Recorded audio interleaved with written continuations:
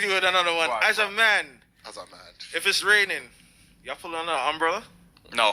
That's why you have to keep it cheap still. Hold on. Yeah. Wait. I'm from Africa. I don't even know if we even have umbrellas in there, yo. Stop saying you're African. Yo, I know, I am though. I'm not white. You lived here now. They I'm say holding an umbrella and walking. I'm not a ting, bro. umbrella. I'm not holding it. It's agree. imagine holding it. It's windy too. You know, I woke up peaceful this morning. Then I saw that video. I was still kind of peaceful because I saw them laughing and joking. But then, because I saw that video, the FYP then showed me more. If you've never heard Millie Bobby Brown's opinion on men using umbrellas, watch this. I did discover that your biggest ick is men holding umbrellas. Right. And it's stuck with me, and I need to know why. Because there's something about it that just feels really pathetic. I don't really know. Like, I mean, I try to get on board with it. I did try. Pathetic men trying to protect themselves from the rain? Oh, what an ick. And then I chose violence. I chose violence because this shows something that every woman should run from. First thing that it shows that every woman should run from, and I'm not really going to speak on the young lady too much, but mostly I've seen this type of mentality with other men throughout TikTok, and I know TikTok is going away possibly here. That's why my main page has always been YouTube. Lorenzo Reed 369 YouTube. That's always been my main page. But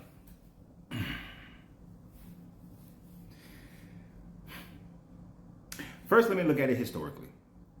Historically, I can only find it in England that during the 18th century, which is the 1700s, it was not fashionable for a man to carry an umbrella.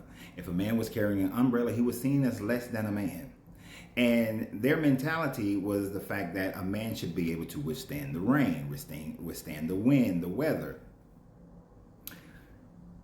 And it wasn't until around 1760s that a gentleman started to walk around with an umbrella, defying the idea of men shouldn't carry an umbrella. Now, I don't know if you guys have ever lived in England or been to England, especially during the majority of the year. It's freaking raining and it's cold. It sucks as far as the weather is concerned. I'm a sun baby. I need sunlight. So England is a place that I visited quite often, but could never live. And you mean to tell me that in the 18th century, they thought it was less manly to walk around with an umbrella? We're talking about a time frame where men wore wigs. We're talking about a time frame where men wore heels. And if you did not know, wearing of wigs and wearing of heels was something that was made for men, not women. And there's a reason I bring that up. We're talking about in Africa where men were the ones who were wearing earrings. We're talking about in Scotland where men were wearing skirts. We're talking about in the Arab countries where men were wearing dresses. But what we see is that customs change. The ideas of what a man is changes. The ideas of what a woman is changes. But when you are with a man in today's world, and this man continues to change how he appears or how he acts to the world based on the trend of the community, you are with a pab, a punk ass. That's who you with at that point. You are with a man that you should not trust to make major decisions of your life.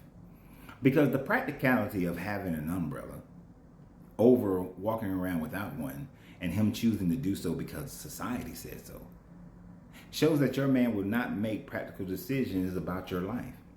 You see, when I was in the Marine Corps, we couldn't wear an umbrella. We couldn't use an umbrella depending upon with our dress uniform, because we had a raincoat that was water resistant, and in our BTUs, we couldn't carry an umbrella. That was Marine Corps regulations. I don't know why they had it, but they couldn't. But as soon as I walked around as a civilian, I had my umbrella. As soon as I got into my civilian clothes, I kept an umbrella. The only thing I didn't do was I didn't run in the rain whether I had an umbrella or not, because of practicality. If you're running and you step and you hit puddles, you are more apt to splash water all up your legs and therefore mess up your clothes even more so. But I always had an umbrella in my car. I've always had umbrellas in my house. And if that makes me less than a man because I am practical to say that, why do I want to go to a place and be soaking wet? When I lived in Atlanta, I would go to the High Museum on the first Fridays for their jazz nights. It's a dress to impress. Well, it used to be a dress to impress event. So on the time frames in the spring and the fall, and if you lived in Atlanta during the spring and the fall, you know we can get some heavy ass downpours. Am I going to stand in line getting soaking wet? Am I going to start walking around the High Museum with water dripping all off me, creating public hazards? Am I going to allow my clothing to be sticky and stuck on me? And you know how the clothes feel after they start to dry, and they have that air conditioning be pumping in there, and you think I'm going to walk around freezing from the cold? Because somebody's idea of what a man is? There was a time frame when I was growing up where men were wearing pink. In high school, it was the color. In the 80s, that was the color. But then all of a sudden it was like men shouldn't wear pink. I didn't give a damn. I still have worn pink shirts my whole life. And if that wasn't to be the case today, I wouldn't give two rat's asses about what you think. And even those who say men carrying purses. Now I don't carry a purse myself, I carry a wallet. But do you know that purses were originally made for men? They weren't originally made for women. You see, that's the problem that you have when you have somebody who is dedicated to fulfilling whatever society says instead of doing what's best for you and your family. I'll tell you a little story. When I moved back from Germany in 1997, the economy and the trend in Atlanta, and I was living in Tampa, but the economy and trend in Atlanta, which is where I'm from, it was everybody was buying these 4 or 5 bedroom homes, and everybody was buying 2 new cars. That was the norm. That was the trend in Atlanta at that time. And I watched as one of my friends, he went out and his wife was pregnant and he bought a brand new house. And then he bought 2 new cars.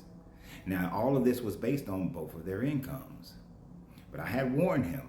I said, look, when your wife has this baby, she may not want to go back to work. She may want to keep that baby at home with herself, and then you're going to lose everything.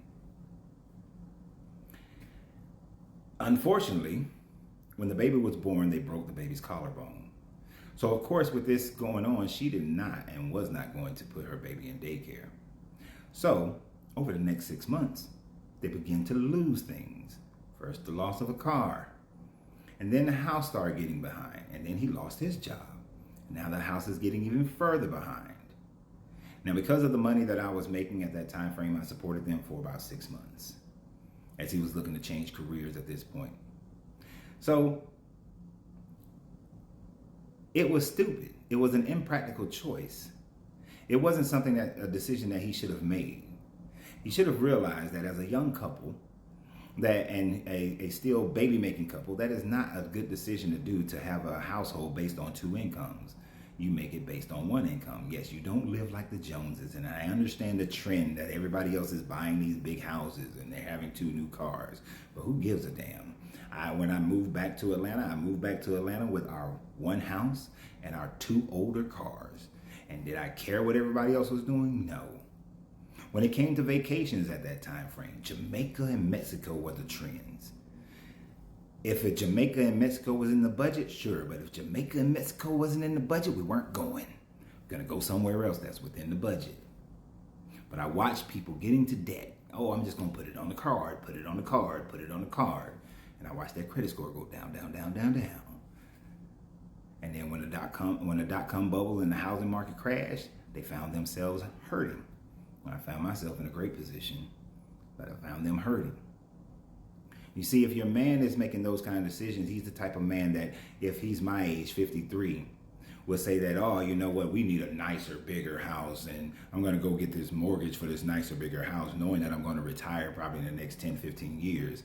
And then when you retire, you realize, damn, I don't make enough money to pay for this nicer, bigger house. Maybe you should stay in the damn house that you're in and have it paid off before you retire, so that your retirement income can facilitate your lifestyle. That's the practical thought. Any man that follows trends, he's not practical. You don't need to be with him. So always remember, you have to free yourself to be yourself, because your greatness is non-negotiable. Good journey, good vibration.